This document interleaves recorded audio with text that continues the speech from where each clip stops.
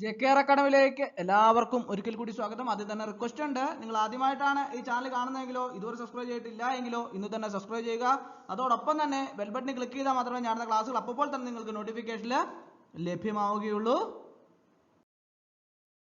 LP UP പരീക്ഷ 3 വീതം ചോദ്യങ്ങൾ ഫൈനൽ ആൻസർ കീ വന്നപ്പോൾ 3 വീതം ചോദ്യങ്ങൾ LP പരീക്ഷയുടെയും UP പരീക്ഷയുടെയും റദ്ദാക്കുകയും അതോടൊപ്പം തന്നെ LP പരീക്ഷയുടെ ഒരു ചോദ്യത്തിന്റെ ആൻസർ കീയിൽ ചേഞ്ച് വരുത്തുകയും ചെയ്തിട്ടുണ്ട്. ഉദ്യോഗാർത്ഥികളെ സംബന്ധിച്ചിടത്തോളം വളരെയധികം ആശങ്കയിലാക്കുന്ന കാര്യങ്ങളാണ് ഇത്. പൊതുവെ കട്ട് ഓഫ് മാർക്കിൽ മാറ്റങ്ങൾ ഉണ്ടാവുമോ, അതുപോലെ തന്നെ ഷോർട്ട് ലിസ്റ്റ് എന്നാണ് വരുന്നത്, ഇങ്ങനെയുള്ള കാര്യങ്ങളെ കുറിച്ച് എല്ലാം തന്നെ വിശദമായിട്ട് നമുക്ക് ഇന്നത്തെ ക്ലാസ്സിൽ നമുക്ക് നോക്കാം.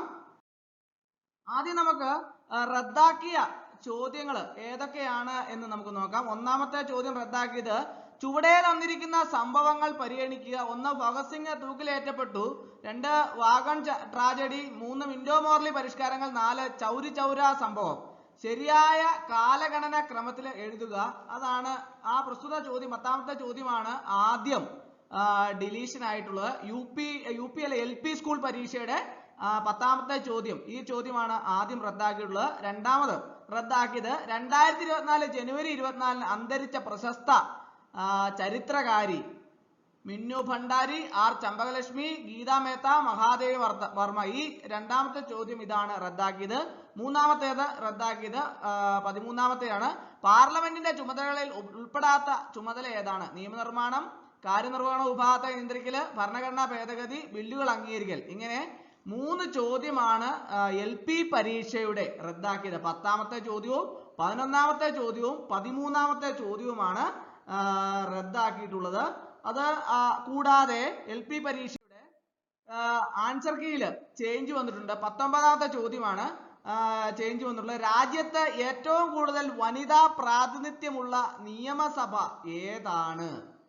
അതാ option A Madhya Pradesh, option B Maharashtra, option C Chhattisgarh, option D Uttar Pradesh. അതിന്റെ 19ാമത്തെ ക്വസ്റ്റ്യനിൽ പ്രൊവിഷണൽ ആൻസർ കീയിൽ സി ആയിരുന്നു ആൻസർ, ഛത്തീസ്ഗഡ് ആയിരുന്നു സി ആയിരുന്നു. എന്നാൽ ഫൈനൽ ആൻസർ കീ വന്നപ്പോൾ അത് ഉത്തർപ്രദേശ് എന്ന് മാറ്റം വരുത്തിയിട്ടുണ്ട്. അപ്പോൾ ഉത്തർപ്രദേശ് എന്ന ആൻസർ ചെയ്തിട്ടുള്ള ഉദ്യോഗാർത്ഥികൾക്ക് മാർക്ക് ലഭിക്കുന്നതാണ്.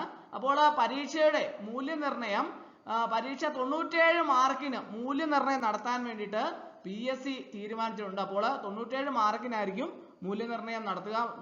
3 ചോദ്യങ്ങൾ ഡിലീഷൻ ആയിട്ടുണ്ട്. അപ്പോൾ അതിന്റെ അടിസ്ഥാനത്തിലാണ് 97 മാർക്കിന് മൂല്യനിർണ്ണയം നടത്താൻ PSC തീരുമാനിച്ചിട്ടുള്ളത്. അടുത്തത് UP സ്കൂളാണ്. UP സ്കൂളിൽ അതുപോലെ തന്നെ 3 ചോദ്യങ്ങൾ റദ്ദാക്കിയിട്ടുണ്ട്. ഒന്നാമത്തേത് 30ാമത്തെ ചോദ്യമാണ്. താഴെ പറയുന്നതിൽ ഏതാണ് സംക്രമ ലോഹം അല്ലാത്തത്? Option A Fe, option B Cu, option C Ai, option D Ni. അതിനകത്ത് ആ ചോദ്യമാണ് 30ാമത്തെ ചോദ്യമാണ് UP സ്കൂളിൻ്റെ അകത്ത് ആദ്യം റദ്ദാക്കിയത്. രണ്ടാമത് റദ്ദാക്കിയത് 54ാമത്തെ ചോദ്യമാണ്. 2.5 മീറ്റർ നീളവും 1 മീറ്റർ വീതിയുമുള്ള ഒരു ടാങ്കിൽ 10000 ലിറ്റർ വെള്ളം കൊള്ളുമെങ്കിൽ അതിന്റെ ഉയരം എത്രയായിരിക്കണം? Option A 400, option B 2500, option C 4000, option D 250. അങ്ങനെ രണ്ടാമത്തെ ചോദ്യം റദ്ദാക്കിയത് അതാണ്. മൂന്നാമത്തെ ചോദ്യം റദ്ദാക്കിയത് 82ാമത്തെയാണ്. How did the author feel? Option A sad, option B elated, option C angry, option D excited. അപ്പോൾ അങ്ങനെ 30ാമത്തേതും 54ാമത്തേതും 82ാമത്തേതും ആണ് UP സ്കൂളിനകത്ത് 3 ചോദ്യങ്ങൾ റദ്ദാക്കിയിട്ടുള്ളത്. അതുപോലെ തന്നെ പരീക്ഷ UP സ്കൂളിലും 97 മാർക്കിന് മൂല്യനിർണ്ണയം നടത്താൻ വേണ്ടിയിട്ട് PSC തീരുമാനിച്ചിട്ടുണ്ട്. അതുപോലെ തന്നെ അതിന്റെ ചുരുക്കപ്പട്ടിക പ്രസിദ്ധീകരിക്കാനുള്ള നീക്കങ്ങൾ PSCയിൽ നിന്ന് അറിയാൻ കഴിയുന്നത് സെപ്റ്റംബറിൽ ചുരുക്കപ്പട്ടിക പ്രസിദ്ധീകരിക്കാനാണ് PSC ആലോചിക്കുന്നത്. അപ്പോൾ അതിന്റെ അടിസ്ഥാനത്തിൽ ചുരുക്കപ്പട്ടികയിൽ വരാൻ സാധ്യതയുള്ള ഉദ്യോഗാർത്ഥികളുടെ സർട്ടിഫിക്കറ്റ് അപ്ലോഡ് ചെയ്യാൻ വേണ്ടിയിട്ട് മെസ്സേജ് നിങ്ങൾക്ക് വരുന്നതായിരിക്കും. അപ്പോൾ നിങ്ങൾ കഴിഞ്ഞ ദിവസം ഞാൻ അതിനെക്കുറിച്ച് വിശദമായിട്ട് ക്ലാസ് എടുത്തിരുന്നു. പക്ഷേ എല്ലാ ഉദ്യോഗാർത്ഥികളും കൃത്യമായിട്ട് മനസ്സിലായോ എന്നറിയത്തില്ല. എങ്കിലും ധാരാളം ഉദ്യോഗാർത്ഥികൾ എന്നെ ഫോൺ വിളിച്ചിട്ടുണ്ടായിരുന്നു. അവർക്കെല്ലാം കൃത്യമായിട്ടുള്ള മറുപടി കൊടുക്കാൻ സാധിച്ചിട്ടുണ്ട്. എങ്കിലും ഞാൻ ഒരിക്കൽ കൂടി പറയുകയാണ്, സർട്ടിഫിക്കറ്റ് അപ്ലോഡ് ചെയ്യാൻ വേണ്ടി മെസ്സേജ് വരുമ്പോൾ ഒരു പീരീഡ് ഓഫ് ടൈം PSC പറയുന്നുണ്ട്. പ്രസ്തുത പീരീഡ് ഓഫ് ടൈമിനുള്ളിൽ സർട്ടിഫിക്കറ്റ് അപ്ലോഡ് ചെയ്യാൻ വേണ്ടിയിട്ട് എല്ലാ ഉദ്യോഗാർത്ഥികളും ശ്രദ്ധിക്കേണ്ടതാണ്. അപ്പോൾ അല്ലാത്ത പക്ഷം പിന്നീട് വരുന്ന പരാതികൾ ഒന്നും തന്നെ PSC സ്വീകരിക്കുന്നതല്ല. അതിനാൽ തന്നെ കൃത്യമായി നമ്മൾ സർട്ടിഫിക്കറ്റ് അപ്ലോഡ് ചെയ്യാൻ വരുമ്പോൾ മെസ്സേജ് വരുമ്പോൾ നമ്മൾ കൃത്യമായിട്ട് അത് വായിച്ചു നോക്കി എത്രാം തീയതിക്കും ഉള്ളിലാണ് സർട്ടിഫിക്കറ്റ് അപ്ലോഡ് ചെയ്യേണ്ടത് എന്ന് അതിൻ്റെ അത് വ്യക്തമായിട്ട് പറഞ്ഞിട്ടുണ്ടാവും. ആ തീയതിക്കുള്ളിൽ തന്നെ സർട്ടിഫിക്കറ്റ് അപ്ലോഡ് ചെയ്യാൻ വേണ്ടിയിട്ട് പ്രത്യേകം ശ്രദ്ധിക്കേണ്ടതാണ്. ഏതെങ്കിലുമൊക്കെ സർട്ടിഫിക്കറ്റുകൾ നിങ്ങൾക്ക് ലഭിക്കാനുണ്ടെങ്കിൽ, ഇപ്പോൾ തുല്യത സർട്ടിഫിക്കറ്റ് ആണ് ലഭിക്കാനുള്ളതെങ്കിൽ അത് ഉടൻ തന്നെ വാങ്ങി വയ്ക്കേണ്ടതാണ്.